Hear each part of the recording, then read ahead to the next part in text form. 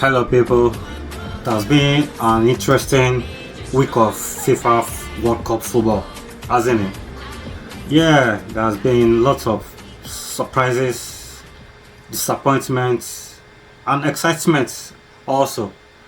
At first, one of the teams I supported from the beginning of the tournament, Portugal, were knocked out of the World Cup, and I was disappointed that Cristiano Ronaldo and the rest of the Portuguese team got eliminated quite early. Yeah, and then we were like, okay, it's not meant to be. Maybe it wasn't destined for Cristiano Ronaldo to win the FIFA World Cup, but it's sad anyway.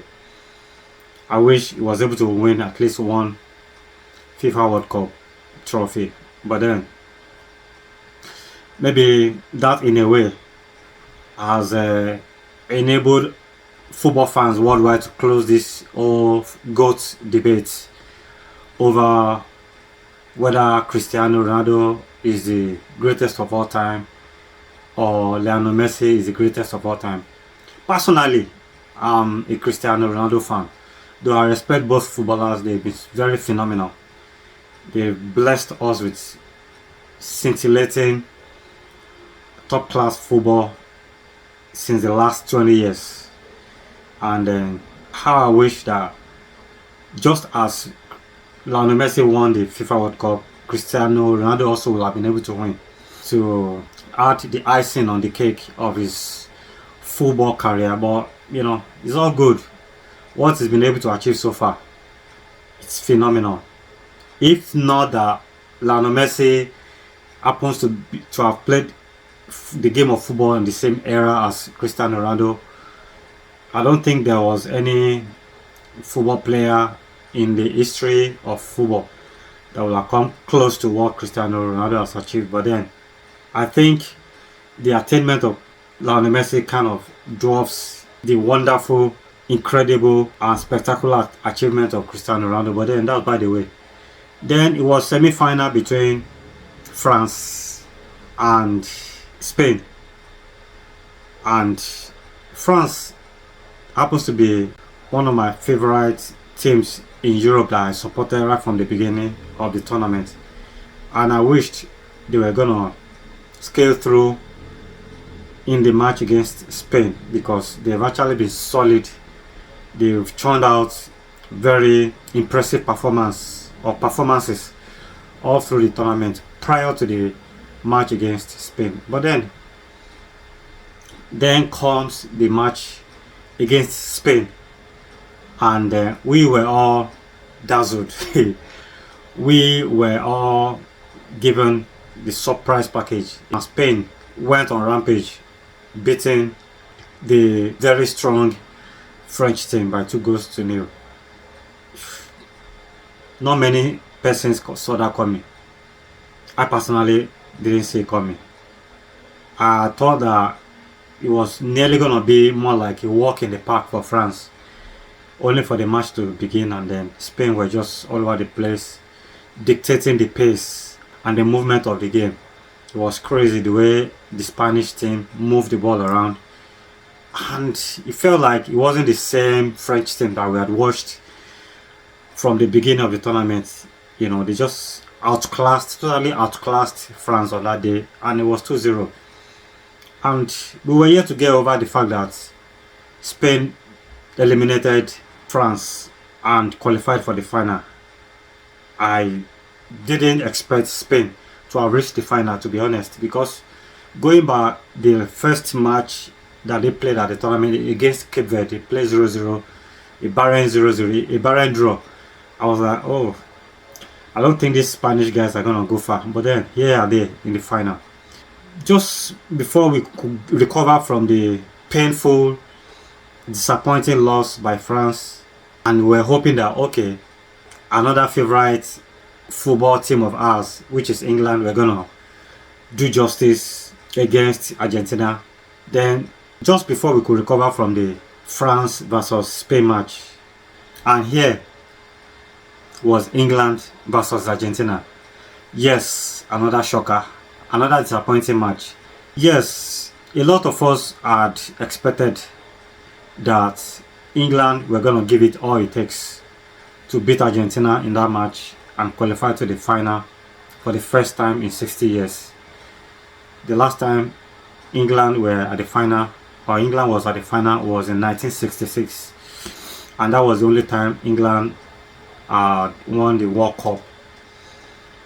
We expected that, oh, the luck was going to shine on the English team this time around, only for England to score a goal and then went back to defend, which was very disappointing of the coach, Thomas Tuchel, which many of us had respected him so highly, much more than the type of tactics that I decided to display on that night. It was,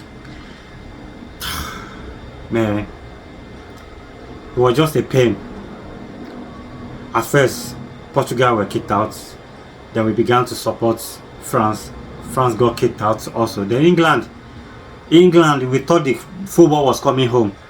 And then England scored a goal and they went all the way defensive. Right from the 55th minute that they scored. Who does that? You still had a whopping 35 minutes to play and you just defended all the way. Thomas Tuchel, what were you up to? What were you thinking? You don't do that. Wow. It's sad, but then that's football. I actually knew trouble was looming with the way they just defended so deeply. Someone even made a joke and said England defended as though they were mining for gold or digging for oil. It was sad to see such a poor display of football by England after they are taking the lead, and then they just sat back all the way. And prior to that time, England had actually played much better. And the previous match that England played against Norway, England actually played their hearts out and then churned out a very impressive performance. And we thought, okay, they're gonna take that momentum into the match against Argentina, but that was not meant to be. Argentina, on the other hand, only managed to scale through in their match against Egypt, coming from 2-0 behind to win Egypt 3-2. We saw a bit of struggle by Argentina in that match, and we say, okay, this time around, England, we're going to give them a run for their money. And going by the current form that England was in, it was expected that it was going to be tough anyway, but then England had got all it takes to have won the match, which was what actually played out in first half. England had a better performance in that first half, and coming to the second half, they were able to get an early goal, and then we thought they were just gonna build on that and then get one more goal, and then go on to try and manage the rest of the minutes. But then, from the moment they scored the goal, they went back, they went behind and started defending, and which you don't do against an Argentine team that always plays their best. So far at this tournament, they have always scored they've always scored a lot of goals from 79 minutes, and beyond. They've always come from behind to win games. Since they got to the knockout stage, they've been coming from behind to win their matches. It is not that same Argentine team that you're gonna sit back against after having scored a goal early in the second half. You don't do that. They are quite a strong team. They might not really have got so many spectacular players in that team, but there's one thing that they know how to do, is to dig deep, is to be dogged, is to be resilient, is to never give up. They do that they've done that over and over and over. And the best way for England to have defended that one goal lead will have been to just continue attacking, bring on more attacking players, balance the game by going for mass attack and mass defense. But Tuchel decided to opt for full defense, full defending, full-time defense, and then they paid for it. And then that's cost a lot of us pains. Here we are, hoping that England are able to get something out of the top place match against France on Saturday. And now Spain and Argentina are gonna be playing in the final on Sunday, 19th of July 2026. And it is the first time that both the South American champions and the European champions are gonna be meeting at the FIFA World Cup.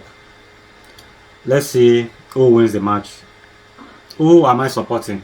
Well, I keep that to myself. But for me, let the best team win on Sunday. Actually, if France had won their match against Spain, their semi-final match against Spain, they would have been the only third team that had reached the final of the FIFA World Cup 3 times back to back. Currently, only 2 countries have been able to achieve that feat. Number 1 was West Germany in 1982, 1986 and 1990, followed by Brazil in 1994, 1998 and 2002.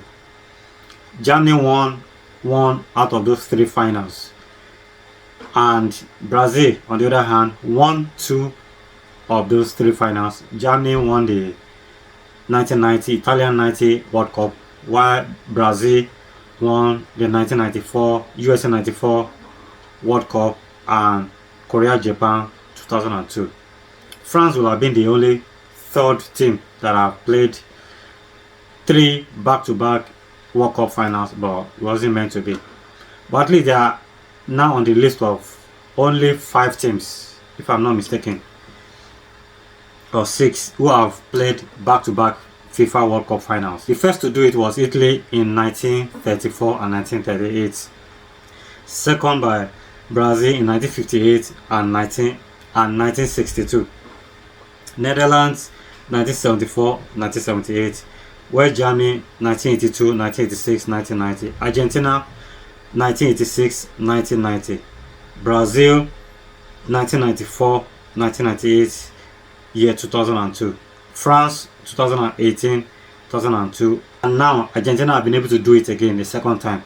I mean, having qualified for the final of the 2022 World Cup and now 2026 World Cup, making them only the second team that have achieved this feat of having qualified to the final of FIFA World Cup twice, back to back, 2 different times.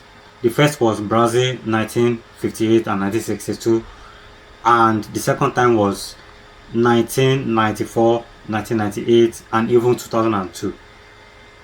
Argentina on the other hand qualified for the final of the 1986 World Cup and the final of the 1990 World Cup, which they lost to Germany, and now they've done it also a second time in 2022 and 2026. Well, I wish Argentina and Spain the best on Sunday. Like I said earlier, may the best team win, and I wish the 3 Lions of England the best in their match against France in the 3rd place match on Saturday. Football is still coming home. Let's keep the faith.